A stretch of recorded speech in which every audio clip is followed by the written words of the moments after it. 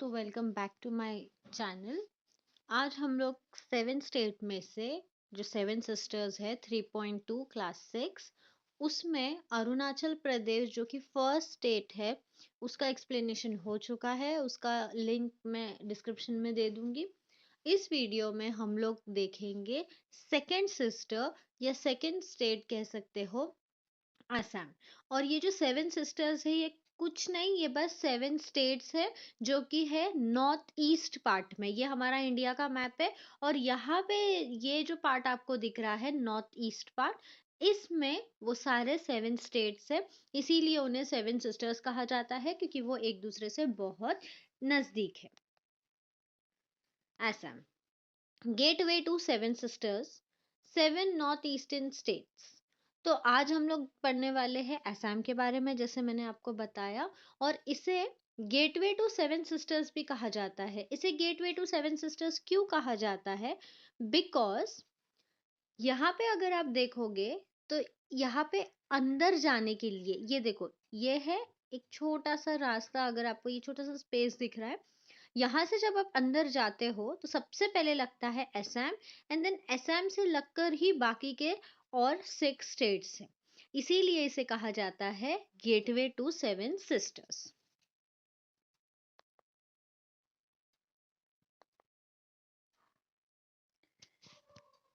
Assam friends, I am Assam, also known as a home. You will find my land between the beautiful valleys of the Brahmaputra and Barak River. They call me the gateway to 7 sisters. तो यहाँ पे असम ने खुद को introduce किया है और यहाँ पे हमें पता चला है कि असम का एक और नाम है जो कि है अहोम। और ये जो स्टेट है असम, ये 2 माउंटेन्स या 2 हिल्स के बीच में है। वैली का मतलब होता है a piece of land between 2 mountains और हिल्स। और यहाँ पे हमेशा Brahmaputra river and Barak river flow होते हैं। और जैसे मैंने आपको बताया कि इसे गेटवे टू 7 सिस्टर्स भी कहा जाता है। तो यहाँ पे आप देख सकते हो कि असम यहाँ पे एकदम से बीच में है। ये देखो, ये असम है। यहाँ पे इस साइड में ब्रह्मपुत्र रिवर है और इस साइड में बराक रिवर है और बीच में हमारा असम है। और गेटवे टू 7 सिस्टर्स मैंने आपको वहां पे भी बताया। यहाँ पे आप देख सकते हो, ये इंडिया के मैप का नॉर्थ ईस्ट पार्ट है। यहाँ पे जब आप आते हो तो एंट्री आपको असम से करनी होती है और फिर असम से आप अलग अलग स्टेट्स में जा सकते हो, जैसे अरुणाचल प्रदेश, नागालैंड, मणिपुर, मिजोरम, त्रिपुरा, मेघालय। इसीलिए कहा जाता है कि gateway to 7 sisters. Assam people, cuisine, art of Assam.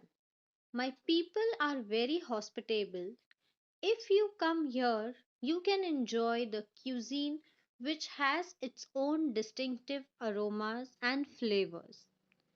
I am known for my artistic heritage, exotic dance form, and elegant temples. तो यहाँ के लोग हॉस्पिटेबल, हॉस्पिटेबल का मतलब होता है बहुत फ्रेंडली है। असम के लोग बहुत फ्रेंडली है अपने विजिटर्स के साथ में, अपने टूरिस्ट के साथ में। जो भी असम विजिट करता है, यहाँ के असम के लोग उन्हें बहुत अच्छे से वेलकम करते हैं एंड बहुत अच्छे से ट्रीट करते हैं।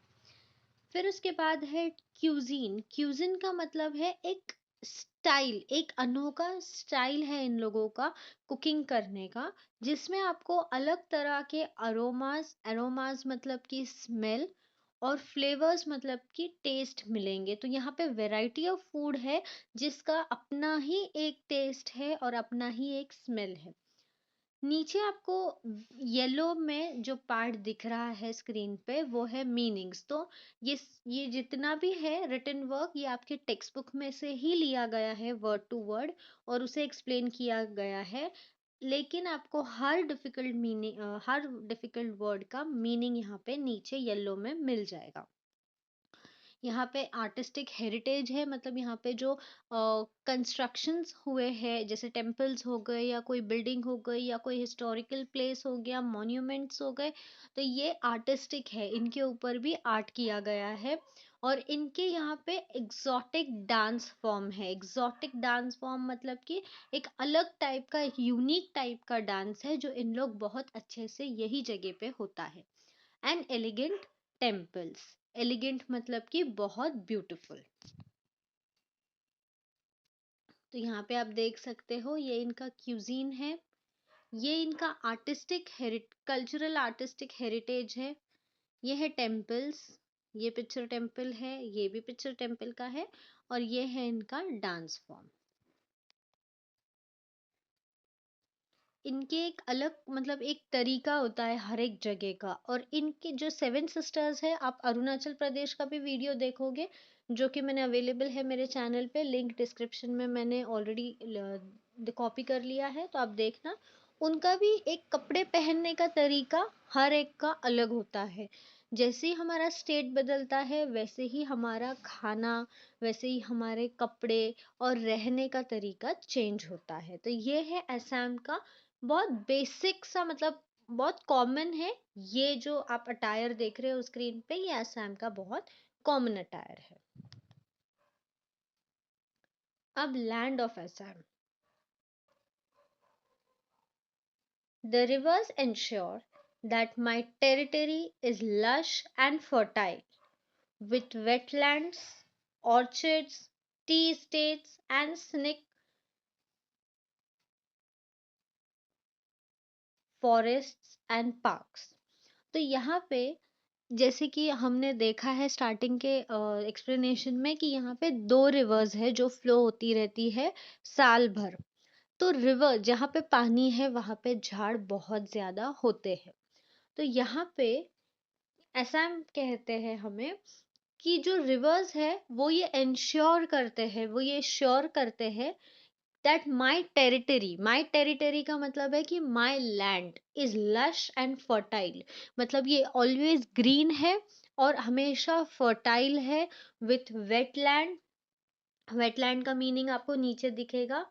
A wetland is an area of land that is either covered by water or saturated with water. जहाँ पे पानी होगा या फ्लोइंग पानी होगा या फिर जमा हुआ पानी होगा, वो है wetland. Orchards, tea estates and scenic forest and parks. Orchards का मतलब है a piece of land on which fruit tree grow. तो ये पानी की वजह से, ये रिवर्स की वजह से यहाँ पे ये चीजें देखने को मिलती है कि यहाँ पे लैंड हमेशा अच्छी फर्टाइल होती है, फॉरेस्ट ग्रीन होता है, और लश मतलब कि एकदम डेंस फॉरेस्ट, एकदम हरा भरा, पूरा भरा हुआ। वेटलैंड्स है, ऑर्चिड्स है, ऑर्चिड्स मतलब कि फ्रूट ट्री, जहां देखो आप वहां पे आपको फ्रूट ट्रीज नजर आएगी आसाम में, क्योंकि यहाँ पे पानी 12 महीने फ्लो होता रहता है रिवर्स का। टी स्टेट, आपको पता है कि असम बहुत फेमस है टी के लिए। एंड सेनिक अट्रैक्टिव सीनरी, मतलब कि जो फॉरेस्ट होते हैं वहां पर भी आप देखोगे कि अलग टाइप का फॉरेस्ट होता है, अलग टाइप के ट्रीज देखने के लिए मिलेंगे, प्लांट्स देखने के लिए मिलेंगे, क्योंकि यहाँ पे पानी रहता है 12 महीने। ये देखो, ये रिवर फ्लो होता है, ये वेटलैंड है, ये फ्रूट्स ट्री आपको वहां पे मिल जाते हैं। ये टी स्टेट है, ये आपने काफी पिक्चरों में भी देखा होगा। ये इधर यहाँ का बहुत शूटिंग होती है, तो ये आपने पिक्चर में भी देखा होगा ये टी स्टेट को। ये बहुत ब्यूटीफुल लगता है, ये पिक्चर में इतना ब्यूटीफुल लगता है, लेकिन आप जब सामने देखोगे तो ये और ब्यूटीफुल लगेगा। और ये डेंस फॉरेस्ट है, ये यहाँ का। आप देखोगे तो सिनिक मतलब कि एक सिनेमेटिक व्यू आ जाएगा आपको। नॉर्मल ये ऐसे रास्ते हमें नहीं मिलते हैं हर जगह पे, बट यहाँ पे असम में आपको ऐसा फॉरेस्ट मिलेगा जो बहुत अट्रैक्टिव होगा और जो बहुत unique. National parks of Assam. Kaziranga national park and Manas national park are world heritage site. My picturesque landscape of golden green rice field and landscape tea states is awesome to behold. And you know, Assam tea is world famous. यहाँ पे T है, TEA, ये typing में mistake हुआ, ये मैंने अभी देखा, आई एम सॉरी, बट ये TEA है, ओके, ये TES नहीं, ये TEA है। तो यहाँ पे जो पार्क्स है, जो कि है Kaziranga national park and Manas national park, इन्हें वर्ल्ड हेरिटेज साइट में गिना जाता है। अब वर्ल्ड हेरिटेज साइट क्या होता है? तो वर्ल्ड हेरिटेज साइट है कल्चरल और natural site considered to be of outstanding universal value, जिसे यूनिवर्सल वैल्यू मिलती है। और क्यों इन्हें यूनिवर्सल वैल्यू मिली है? तो Kaziranga national park was inscribed on the World Heritage List in 1985 for its large population of one-horned rhino, tigers, elephants, panthers, bears, and many birds, and its representation of Brahmaputra floodplain and grassland ecosystem undisturbed by man. तो Kaziranga national park को 1985 में world heritage list में शामिल किया गया था, क्योंकि इस जगह पे, इस नेशनल पार्क में, ये जो पॉपुलेशन है इन लोगों की, जैसे कि हो गया one horn rhino, tigers, elephant, panthers, bears and birds, ये यहाँ पे बहुत लार्ज पॉपुलेशन देखने को मिली थी। और यहाँ पे ये सर्वाइव भी कर रहे थे। ये क्यों सर्वाइव कर रहे थे? क्योंकि नेचुरल इकोसिस्टम है यहाँ का इकोसिस्टम मैन से डिस्टर्ब नहीं हुआ है। जैसे कि आपको यहाँ पे बहुत बिल्डिंग्स नहीं मिलेगी, पोल्यूशन नहीं मिलेगा। तो ये है कि मैन से डिस्टर्ब होने वाली चीजें। आज आप देखोगे तो सिटी लाइफ में यहाँ पे मैन हर जगह को तोड़कर और बिल्डिंग्स बन रही है। लेकिन यहाँ पे असम में ऐसा नहीं है। असम में इन लोगों का अपना एक इकोसिस्टम बन चुका है, जो कि इन लोग बहुत अच्छे से सर्वाइव करते हैं, जिसके वजह से पोल्यूशन नहीं है, बिल्कुल इन लोगों को कोई चीज़ का प्रॉब्लम नहीं है। इसके वजह से काजीरंगा नेशनल पार्क आज तक वर्ल्ड हेरिटेज साइट में अपना नाम लिखवा चुका है, क्योंकि यहाँ पे एनिमल्स भी सर्वाइव करते हैं और अच्छे से रहते हैं। ये आप देख सकते हो काजीरंगा नेशनल पार्क का, यहाँ पे इसके नाम के साथ लिखा गया है वर्ल्ड हेरिटेज साइट। यहाँ पे आप देख सकते हो टाइगर्स, डियर्स, वन हॉर्न मतलब कि जिसे सिर्फ एक ही सींग हो, वन हॉर्न राइनो जिसको एक ही सींग होता है। और यहाँ पे आप पिक्चर में देख सकते हो कि ये जो रेड मेरा पॉइंटर जहाँ पे है, वो है वन हॉर्न टर्टल है। और बहुत सारे और स्पीसीज यहाँ पे एनिमल्स के मिल जाएंगे। Manas National Park is recognized not only for its rich biodiversity but also for its spectacular scenery and natural landscape. तो नेशनल मानस नेशनल पार्क को क्यों दिया गया है? क्योंकि ये रिच है बायोडाइवर्सिटी में। इसका जो एनवायरनमेंट है ये बहुत रिच है, living in and non living thing. Biodiversity means what? Living in and non living thing. तो यहाँ का ये जो इकोसिस्टम देखो, इसमें लिविंग थिंग और नॉन लिविंग थिंग दोनों भी आता है हमारे एनवायरनमेंट में, क्योंकि अगर नॉन लिविंग थिंग ना हो तो भी हमें प्रॉब्लम होगा। तो इसीलिए यहाँ का नॉन लिविंग थिंग भी बहुत रिच है एंड लिविंग थिंग तो है ही। एंड एक और चीज है कि इसका जो सीनरी है और इसका जो लैंडस्केप है, ये पूरा नेचुरल है, पूरा नेचर है यहाँ पे। और दोनों पार्क्स को, both the parks were declared by UNESCO. UNESCO से हमें ये नेशनल पार्क्स को वर्ल्ड हेरिटेज साइट का वैल्यू दी गई थी। और ये दोनों भी साइट को 1985 में ही ये वैल्यू दी गई थी। तो देखो, ये आपका एक जनरल नॉलेज के लिए भी होता है कि क्यों इन दोनों को वर्ल्ड हेरिटेज साइट का एक वैल्यू मिला, किसने दिया और कब दिया। तो ये आप जब बड़े हो जाओगे, अगर आप यूपीएससी करते हो, तो इसमें ये आपको नॉलेज रहना जरूरी है।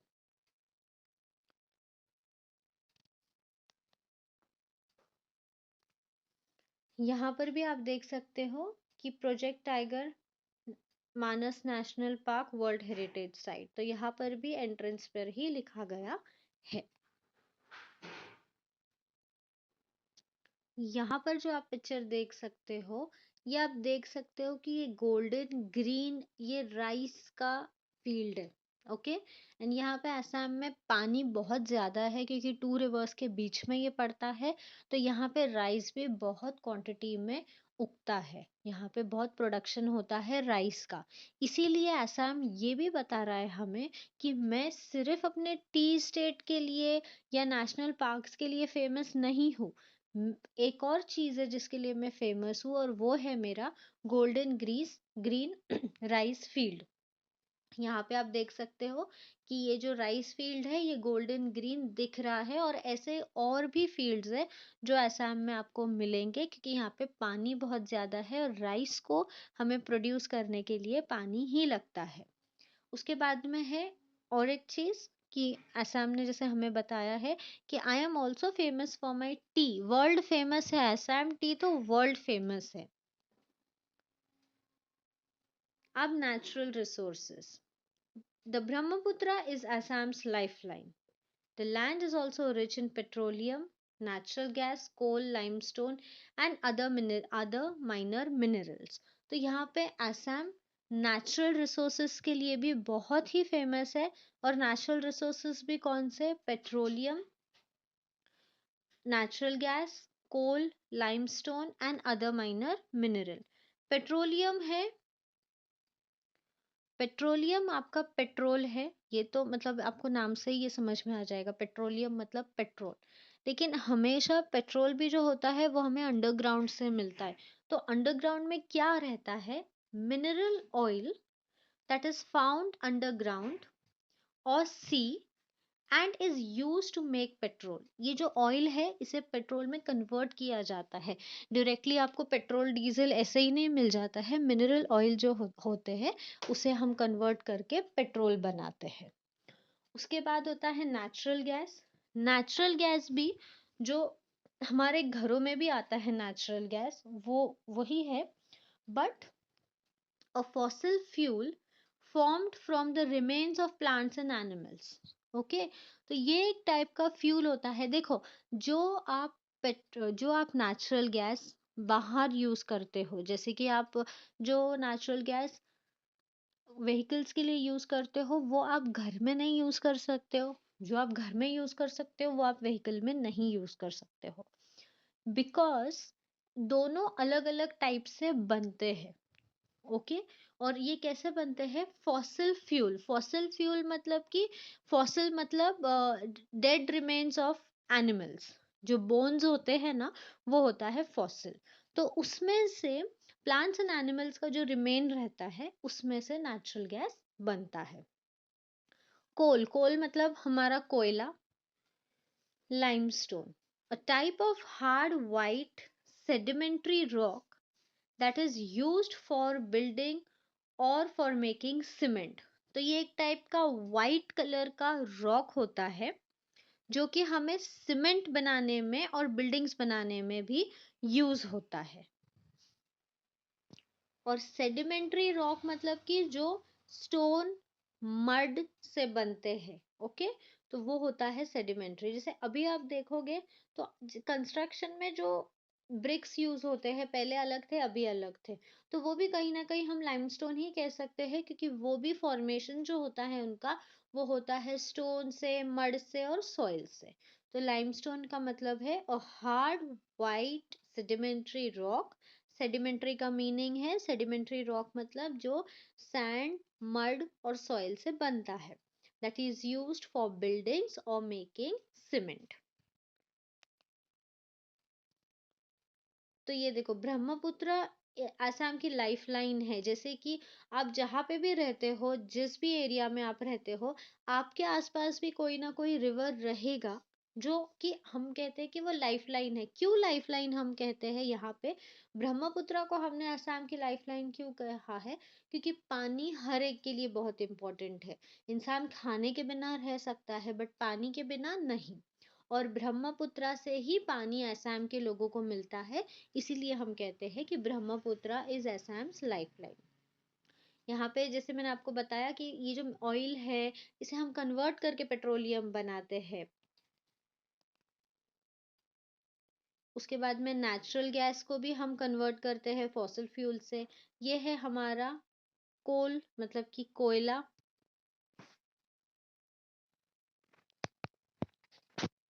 और ये है लाइमस्टोन। ओके, तो लाइमस्टोन ऐसे रहता है दिखने में, और इसी से हम बिल्डिंग में यूज करते हैं या फिर हम सीमेंट बनाते हैं इससे। अब असम का art and culture. My hand woven silk and exquisite with natural colors and designs. They say our women weave fairy tales on their looms.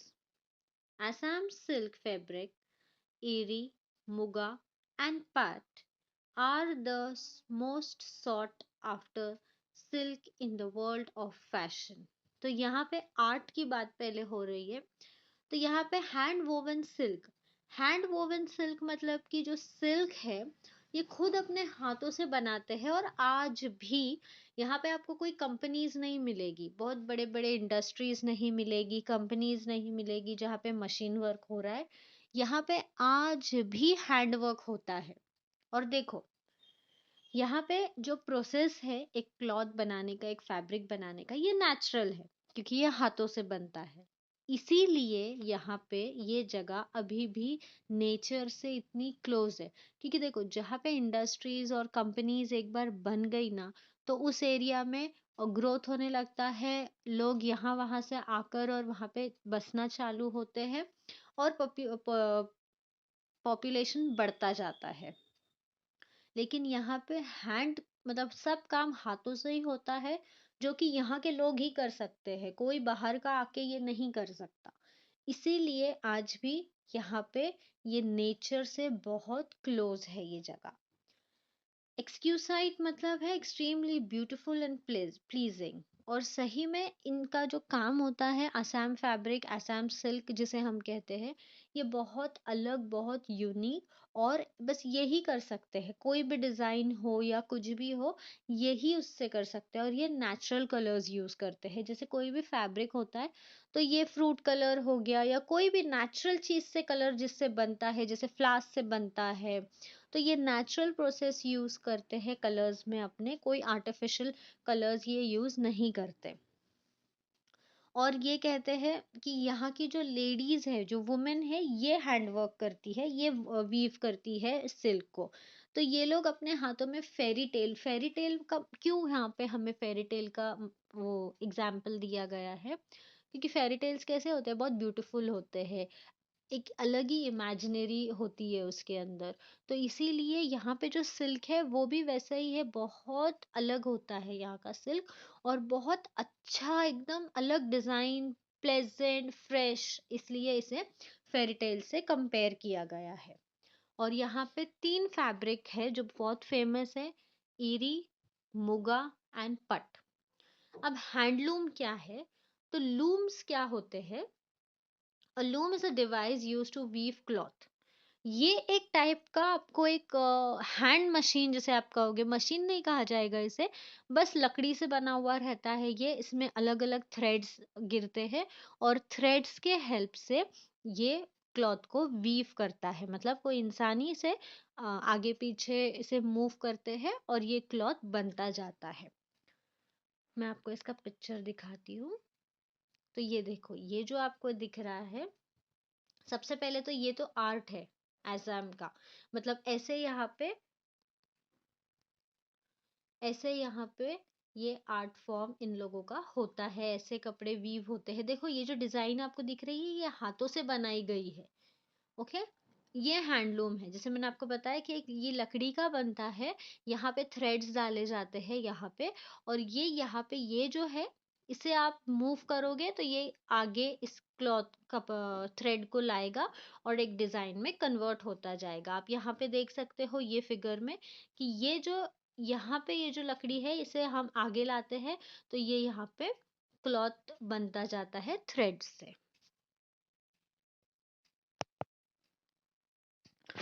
ये ईरी सिल्क है, मुगा सिल्क एंड पट सिल्क। तीनों में आपको डिफरेंस दिखेगा। इरिस सिल्क फैब्रिक ये खादी जैसा दिख रहा है, बट ये सिल्क फैब्रिक है। मूगा भी एक कॉटन कपड़े, कॉटन फैब्रिक जैसे दिख रहा है।